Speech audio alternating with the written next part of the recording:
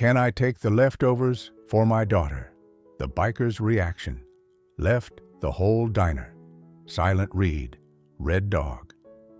Dawson sat alone in the corner booth, staring at untouched meatloaf while ghosts of his past haunted him. When the frail woman whispered, "Can I take the leftovers for my daughter?" the 62-year-old Iron Brotherhood president remembered who he'd been before grief hardened him into stone. Sometimes compassion requires breaking before healing begins. The Route 9 diner sat on the outskirts of Eugene, Oregon, a vintage aluminum structure from the 1950s serving truckers, locals, and the occasional biker since before most customers were born. Its red vinyl booths, cracked from decades of use, its checkerboard floor faded but clean, its jukebox playing Patsy Cline on endless repeat. At 2 p.m. on this cold November Thursday, 8 customers occupied scattered tables, while rain hammered windows and steam fogged glass. The smell of coffee, bacon grease, and nostalgia filled air thick with stories no one would ever tell aloud. Reed Red Dog Dawson had been Iron Brotherhood president for 23 years, leading with iron fists and closed heart. At 62, he was scarred leather and hard edges, gray beard braided, arms covered in tattoos commemorating brothers lost and battles won. He'd been married once, briefly, 30 years ago. His daughter Emily had been born from that marriage, bright-eyed, laughing, the only softness in Reed's hard life. Then came the overdose. Emily at 19, dead in a motel room, needle still in her arm. Reed had found her, held her cold body, screamed until his voice broke. That was 8 years ago.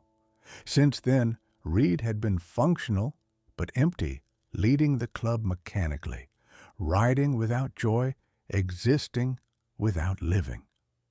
He'd stopped believing in redemption, second chances, compassion for those who made mistakes. Emily had made one mistake trying heroin at a party, and it killed her. Forgiveness felt impossible when grief consumed everything. Today marked 8 years exactly. Reed sat in the corner booth where he always sat on this anniversary, ordering food he wouldn't eat, mourning a daughter whose laugh he could barely remember anymore. The woman entered so quietly, Reed almost didn't notice. 35 maybe, though poverty aged people prematurely. Thin, wearing coat too light for November rain, hand gripping a little girl's maybe 7 years old, dark eyes wide with hunger that no child should know. The woman approached the counter hesitantly. "Excuse me, do you have any food you're throwing out? Leftovers, maybe? For my daughter?" Her voice carried shame so heavy, Reed felt it across the diner. Day 1, Thursday, 2:15 p.m. The waitress Doris, 60 years old and kind, looked pained. "Honey, we don't really have leftovers until closing time. But I could—" "Please," the woman interrupted, desperation bleeding through. "Anything. My daughter hasn't eaten since yesterday morning. I have a job interview tomorrow, but today—" Her voice broke. "Today, I have nothing." The little girl stared at Reed's untouched meatloaf with hunger so naked it physically hurt to witness. Reed remembered Emily at 7 before drugs, before rebellion, before death. Emily had loved meatloaf, used to steal bites from Reed's plate at diners just like this, giggling when he pretended to be angry. Something cracked inside Reed's chest, something that had been frozen solid for 8 years, ice that protected him from feeling anything except rage and grief. But this child's hunger, this mother's humiliation, this moment that echoed every meal Reed had never given Emily when she'd been alive to eat them, it shattered his defenses like hammer through glass. Reed stood slowly, his 6'4" frame unfolding from the booth. Every eye in the diner tracked him, leather vest, club patches, scars, and gray beard screaming danger. The woman pulled her daughter closer protectively, but Reed's voice, when it came, was gentler than he'd spoken in years. "Ma'am, this meatloaf's untouched, still hot. Would you and your daughter like it?" The woman stared, processing. I don't have money. I'm not selling it. I'm offering it. Seems wrong to waste food when someone's hungry." Reed pushed the plate toward her. "Sit, please, both of you." The woman's eyes filled with tears. "Why would you?" "Because someone should have helped my daughter when she needed it," Reed said quietly, surprising himself with honesty. "And they didn't. So maybe this balances something. I don't know. Just sit, eat. Let me do this." The diner had gone silent, conversation stopping, forks pausing mid-bite, everyone witnessing this moment where a biker's grief transformed into unexpected grace. The woman, her name was Sarah Mitchell, Reed would learn sat shakily in the booth. Her daughter dove into the meatloaf with desperation that made Reed's throat tight. 7 years old, eating like she might never see food again. How long had they been hungry? How many meals had this mother skipped to feed her child?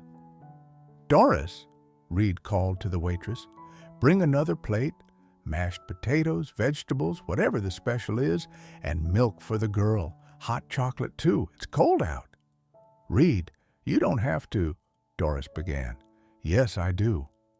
Reed pulled out his wallet, extracted $200, set it on the table in front of Sarah. "For groceries, for your daughter. Don't argue, just take it." Sarah stared at the money like it might vanish. "I can't accept." "You can. You will." Reed's voice was firm but not harsh. "You got a job interview tomorrow? Where?" "Safeway, cashier position." "You'll get it. You're a fighter, I can tell." Reed paused, something shifting in his chest, thawing, painful, necessary. "My daughter would have been 27 this year. She didn't make it, so let me help yours, please." Day 1, Thursday, 3 p.m. As Sarah and her daughter ate, Reed learned their story. Domestic violence survivor, fled with nothing but her daughter, living in their car for 2 weeks. Shelter was full. Family was states away. She'd been applying for jobs daily, but needed work clothes, gas money, child care barriers, poverty erected that made escape impossible. "Where are you staying tonight?" Reed asked. "Walmart parking lot. It's safe enough." No. Reed made a decision that felt simultaneously insane and necessary. Iron Brotherhood owns a motel, legitimate business, clean rooms. You'll stay there free until you get that job and first paycheck. Then you figure out next steps. "I can't." "Sarah." Reed looked at her directly. "I spent 8 years being angry at the world because no one helped my daughter when she needed it. I'm tired of being angry. Let someone help you. Let me help you."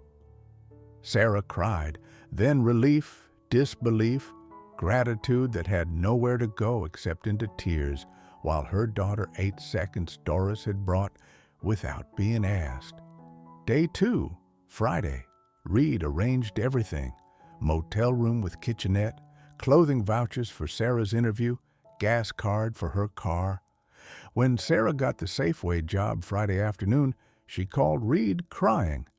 "I got it. I start Monday." "Good. You earned it." Reed felt something unfamiliar, satisfaction that wasn't about revenge or power, just helping. "You need child care?" "I was going to figure something out. My sister runs daycare. I'll talk to her. Free until your first paycheck." Word spread through Eugene's Iron Brotherhood chapter. President Red Dog was helping some homeless woman and kid. Reactions varied. Some members questioned it. Since when do we run a charity? Others remembered Reed's daughter understood grief seeking redemption. Tank, vice president and Reed's oldest friend, pulled him aside. "Brother, you okay? This isn't like you." "Maybe I'm tired of who I've been," Reed replied. "Maybe it's time to remember who I wanted to be before Emily died." Day 3, Saturday. But compassion invited vulnerability Reed had armored against for years. Saturday night, alone in his house, memories of Emily flooded back, not just her death, but her life, her laughter, her curiosity. The way she'd climb onto his motorcycle at 5 years old, fearless and joyful. He'd been a good father until the divorce, then intermittent, then absent, when club business consumed him. What if someone had helped Emily when she'd struggled? What if she'd had food, shelter, safety during those dark months before the overdose? Would she be alive? Reed couldn't answer, but he could make sure Sarah's daughter didn't end up like Emily, hungry, desperate, vulnerable to mistakes that killed. Sunday morning, Reed visited Emily's grave for the first time in 2 years. "I'm sorry I stopped coming," he told the headstone, "but I think I found a way to honor you, not by being angry, by helping people you would have helped, the ones everyone else ignores." The cemetery didn't answer, but Reed felt lighter leaving than he had arriving. Day 4, Monday, brought crisis. Sarah's ex-husband, Jason Mitchell, the abuser she'd fled, tracked her to Eugene. He showed up at the motel Monday afternoon, pounding on her door, demanding she return, threatening violence if she didn't comply. Sarah called Reed, terrified. "He found me. He's outside. He says he'll take my daughter if I don't come back." "Lock the door. Call 911. I'm 5 minutes away." Reed hung up, called Tank. "Emergency. Domestic abuser threatening Sarah. Bring whoever's available." 7 Iron Brotherhood members arrived before police. They formed protective barrier between Jason and the motel room, leather-clad wall communicating silently. "You'll have to go through us first." Jason, seeing 7 bikers, reconsidered his courage. "That's my wife, my daughter." "Your ex-wife," Reed corrected, voice deadly calm. "Who has restraining order against you? Police are coming. You should leave." "I'm not leaving without—" "Yes, you are." Reed stepped forward, towering. "Or we ensure you can't hurt anyone ever again. Your choice." Police arrived, arrested Jason for violating restraining order and making terroristic threats. Sarah was safe, but the encounter reminded Reed, protecting vulnerable people wasn't a one-time act. It required sustained commitment, ongoing vigilance, choosing compassion repeatedly, even when it was inconvenient or dangerous. Day 4, Monday evening. After Jason's arrest, Sarah broke down completely. The fear she'd been holding at bay for 2 weeks, maybe months, flooded through. "I can't do this," she sobbed in the motel room, Reed and Tank sitting awkwardly on chairs meant for guests. "He'll find me again. He always finds me. I should just go back." "No." Reed's voice was firm. "You're not going back to someone who hurts you. Your daughter deserves better. You deserve better. You don't understand. He won't stop. He'll— Sarah, look at me." Reed waited until she met his eyes. "I lost my daughter because I wasn't there when she needed me, because I was too busy being angry at the world to notice she was drowning. I won't let that happen to another little girl, not while I'm still breathing." He pulled out his phone, showed her photos from the funeral he'd never shared with anyone. "This is Emily. She was 19. Overdose. I blamed everyone except myself, her mother, her friends, society. But truth is, I failed her. I wasn't present. I didn't fight for her like I'm fighting for you now. Tank added quietly, we've got resources. Legal aid, counseling, housing assistance. Jason's facing charges now, restraining orders enforceable. You're not alone anymore. Why would you do all this? Sarah whispered. I'm nobody. You're a mother fighting to protect her child, Reed replied. That makes you a hero, and heroes deserve backup. Day 5, Tuesday morning brought unexpected development. The diner incident had been witnessed by local journalists who'd written article, Biker's act of kindness transformed single mother's life. The story went viral locally, image of leather-clad Reed handing money to desperate Sarah. Her daughter eating meatloaf with tears running down her face. Reactions poured in. Community donations, job offers for Sarah, offers of permanent housing, marriage proposals for Reed, which made him laugh for first time in years. But also criticism. Since when do bikers play social workers? This is publicity stunt. Where were these heroes when other people needed help? Reed addressed the criticism during impromptu press conference outside the diner. I didn't help Sarah for publicity. I helped her because helping her helped me. For 8 years I've been dead inside, angry at world that took my daughter, but seeing that little girl hungry, seeing her mother's desperation, it reminded me, I have choice. Be angry forever or start healing by helping people who need it. He paused. Iron Brotherhood isn't starting charity. We're not saviors. We're just people who saw someone in need and decided to act. Everyone in this town could do the same. Maybe then fewer kids would go hungry. Day 5, Tuesday afternoon. The unexpected consequence of viral story.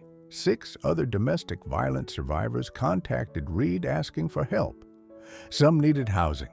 Others needed protection from abusers. One needed help fleeing state with her children. Tank pulled Reed aside.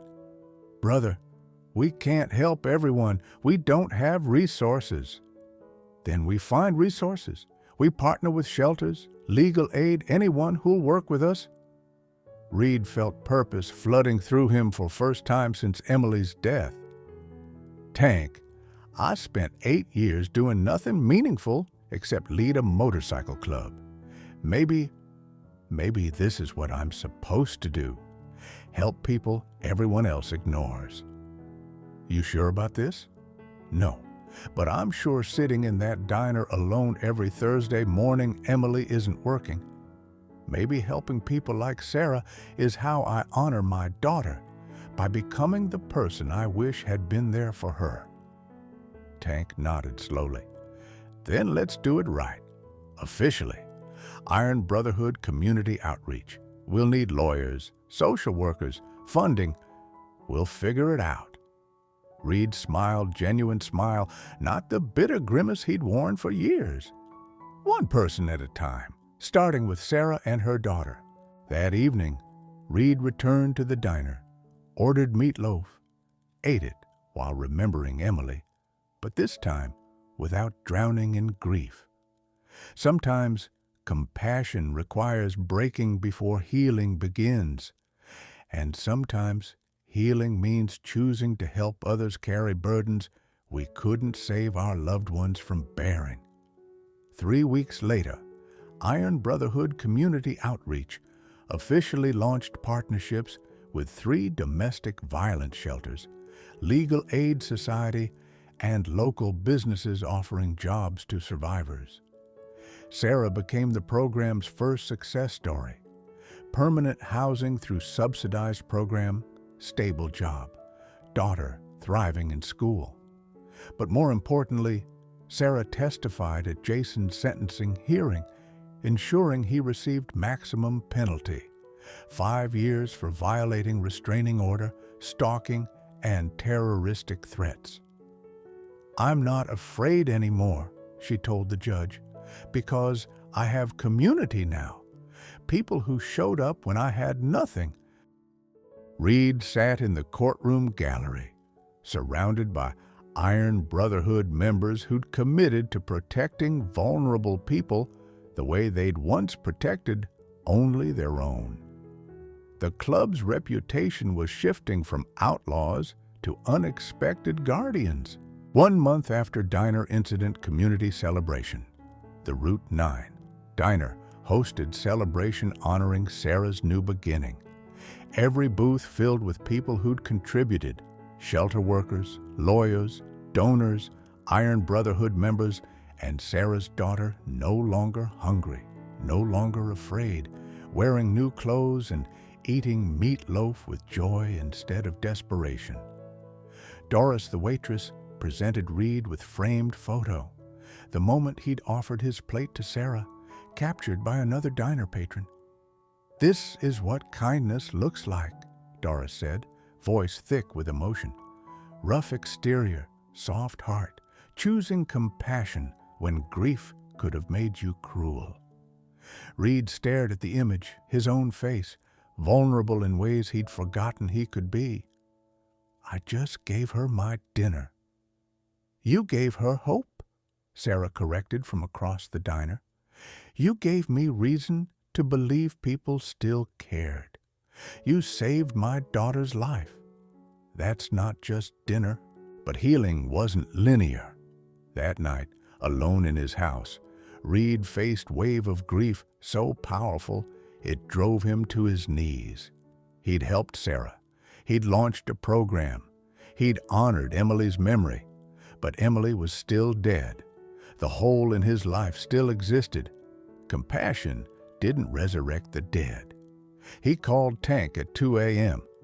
"I don't know if I can do this. Every time I help someone, I'm reminded Emily needed help and I wasn't there."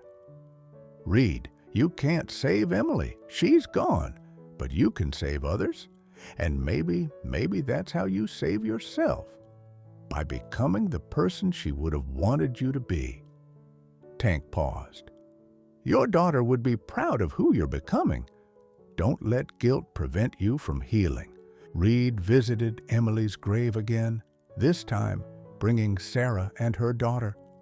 "Emily, this is Sarah and Lily. They're alive because I remembered you loved meatloaf.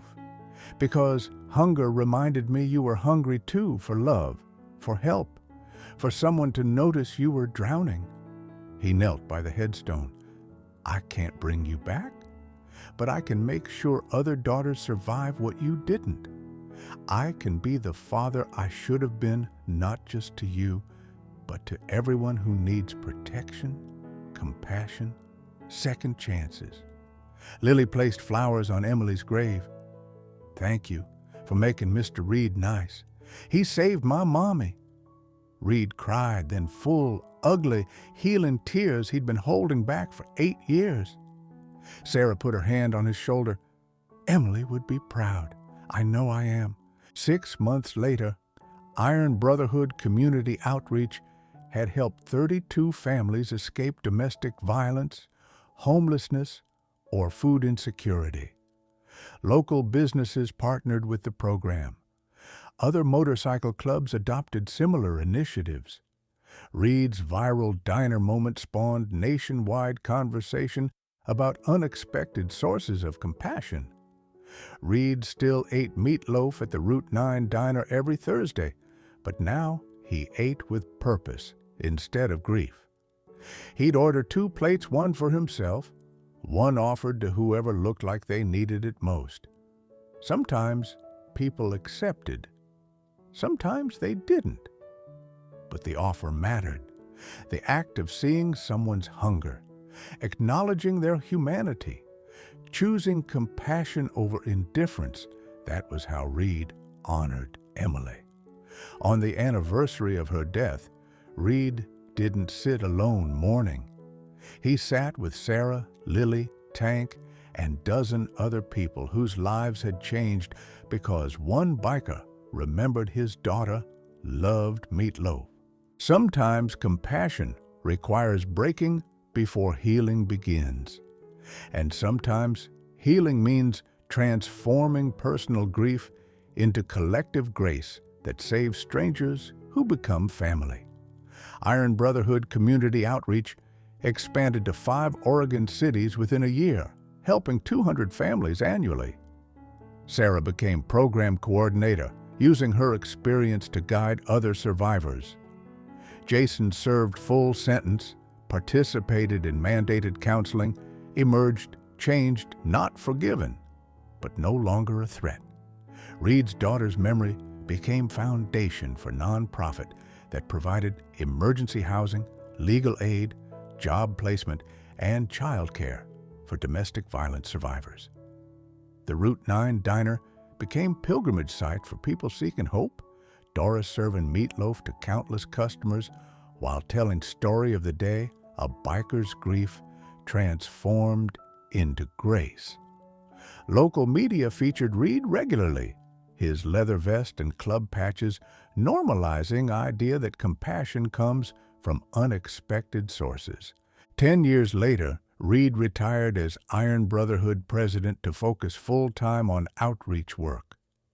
Sarah's daughter, Lily, graduated high school with honors, planning to study social work. Emily's grave received flowers weekly from families the program had helped. Reed's viral moment captured in that diner photo became symbol nationwide for how personal loss can catalyze community healing. The lesson endured. Grief doesn't have to harden into bitterness. It can soften into compassion. Sometimes the greatest honor we give the dead is choosing to save the living. When we offer our plate to someone hungry, we feed more than their body, we nourish their hope, their dignity, their belief that humanity still exists in dark places.